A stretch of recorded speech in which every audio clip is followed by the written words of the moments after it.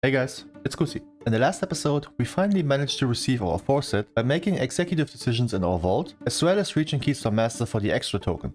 Also, we pushed even further to get to a score of 2256, continuing to stack an incredible upcoming vault. We created art in one of the most beautiful runs EU has ever witnessed of Dota Galakrond's fall, made about 5 bear puns, and got shafted by Blizzard by getting a belt piece from the weekly quest right after we spent 450 flight stones to upgrade one. Whilst I wasn't done with the third week of Mythic Plus yet, you will see some incredible runs this episode, as well as maybe the most insane run I've ever done since starting the series back in Season 2. But on the flip side, there will be pain. A lot of pain. Also, because this episode plays between the third and the fourth week of Mythic Plus, we have our vault to open, as well as a new weekly quest that arguably is the best one to do. So buckle up, get yourself a drink, and let me show you what happened this week. The goal for ending this fortified week was to get as many plus 18s done in order to stack as many possible myth track items in the vault for the opportunity of an upgrade to the maximum. Also, we want more score no matter what. And because I told you last episode that I ain't done yet, we kept it running. While this episode starts with an 18 Throne of Tides. Now, this was my key and I lowered it to 18 because half of you already know by heart I'm a wussy. However, this turned out to be a wise choice, because this bitch got sloppier than a salivating Labrador while fighting the second boss, Sergeant Nipple Twister. This led to me absolutely brain farting whilst playing, and I cornered the entire party with almost no room to play, so we either have to kill it or go again. Fortunately, the first option applied, though tanking bosses wrong will be a certain pattern this episode. Also doing dumb pulls will be a pattern. No idea what I thought here, but I YOLO'd this one out of nowhere. Last boss though, no issue, so we finished this one still in time while getting ourselves an easy one, Galakrond's Fall. And since last episode we became the Dawn, we sent this bad boy obviously. For this run, I invited some big dick slingers in order to not only finish it quickly, but also successful. Not necessarily the same thing. Full meta DPS in Demolog, Breastfeed Hunter and an Assassin Rogue, where I was way more busy to reensure my Rogue gets back to stealth between pulls than playing the actual game. Because while other may count sheep when trying to sleep, I scheme WoW dungeons. Is that weird? This Warlock even stated that he was farming the staff from this run whilst being on attempt number 40, which led the hunter to check and say it was actually his 42nd run. Imagine that weird mixture of dedication, insanity and unemployed money.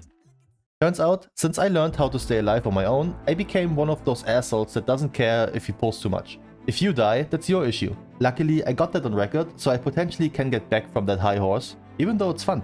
Now, what confuses me on the second boss is that it doesn't feel like there's big damage incoming onto me, which really made me question why I had to do 80k HPS for almost the entire fight, considering the healer only had to do 100k to keep 4 people alive. Pretty weird. I also learned that you can skip this mini-boss drag in 2 different ways.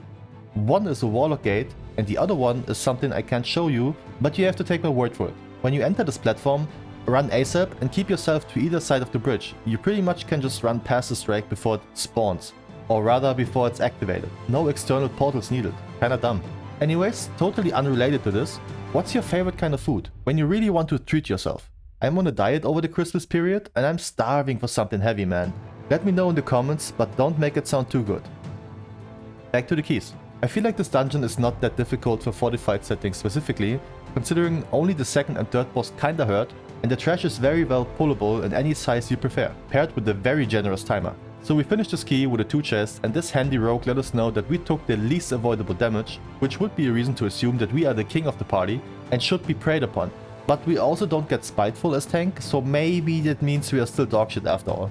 Next up is yet again our own key lowered to an 18 again for, you guessed it, more vault slots, and because for some more score that wants to be taken care of, and also because of the wussy part. Warcraft Mana 18 for the final time on this fortified setting proved to be a slightly more enjoyable experience than the last.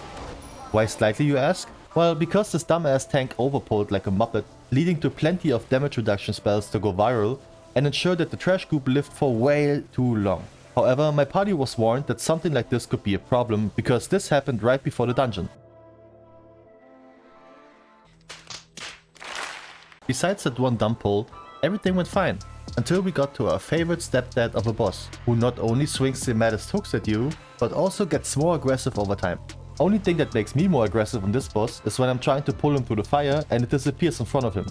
So almost like in school, pay attention might help here. Oh, you want to see something funny? I'm yet to find out why exactly I sometimes toggle RP walk in the middle of a fight. But yeah, that happened. Gonna have to check my shortcuts for this one. Right after Mr. Picked Hits, I apparently lost the ability to count because we learned that the downstairs part after the mini-boss in the basement gives you 11.1% trash count. So clearly I thought having 89.51% is not enough. And for all of you that seem to have failed math just like yours truly, it is enough. Regardless, because there aren't many more possibilities left to maybe mess up this key, we finished it with a rather simple +2 to obtain some extra 25 rating, no item, but a promising key that was about to change my life. Black Rook Hold, but this time it stayed on 20. Someone told me that Black Rook Hold is one of the easier ones to do this week, and because I don't fact check things and believe everything someone tells me by heart, I was willing to send it. In hindsight, not that true. Now when creating this group I made sure about a few things. Only banger classes, 1 Lust, multiple CRs just in case, some AoE CC in form of Dragon's Breath, Shadow Fury, Typhoon, Fear and Vortex, paired with the AoE Silence for the starting pull. Also no melee, which means the spiteful management should be easy to handle whilst just pedaling back. And because there were no fuck-ups on my end this week so far, I was naturally hyped and confident to send this one. But just like always, I overpulled. I totally underestimated the damage those random hitting abilities do to the party, which led to this. 9 deaths before the very first boss, and that absolutely shattered my confidence. Until my party said this. Now, here would be a good spot to analyze something. The main issue on this pack is the Arcane Mage, because not only does he randomly blast people with his junk, he also stacks up a damage increase with every ability. So what can you do against that? Well, first of all, focus it down. Use Kick or Silence Beam, and if nothing can be done, you can spell steal it or purge it as a priest. So we absolutely had the tools to play this without any issues. Now don't get me wrong, maybe I shouldn't have pulled those two packs together, but surely we had damage cooldowns after that long RP and the spider staircase. We just didn't use anything to survive here. And with that I decided that I will pull as slow as I can for now, because once this trash is gone, the rest doesn't randomly shit on the party. If you kick the mage and CC the knife dance, this trash is really not that hard, for real. Now slowly but surely, we made our way to the second boss with only 6 more deaths on the board, and believe it or not, even though this boss fight was alright with only 1 more death, after that this round became even worse. Our balanced druid started having connection issues, which means he wasn't a factor for most of the rest of the dungeon, popping in occasionally to send out his DPS cooldowns. But what made me even smile, or just accept this defeat, was that he was willing to try and come back, and not just fucked off in a fit of rage. Now, only close to 6 minutes remain to still finish this in time, so I had to make one final quick pull and call for Lust as well.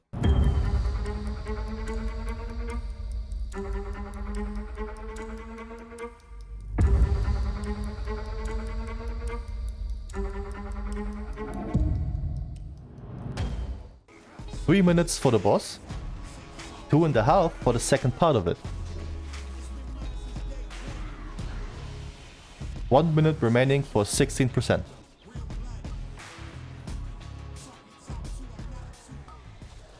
Wait a minute! Wondering why nothing popped up, I hoped for the bug of a lifetime, but I checked the enemy forces bar instead. No effing way.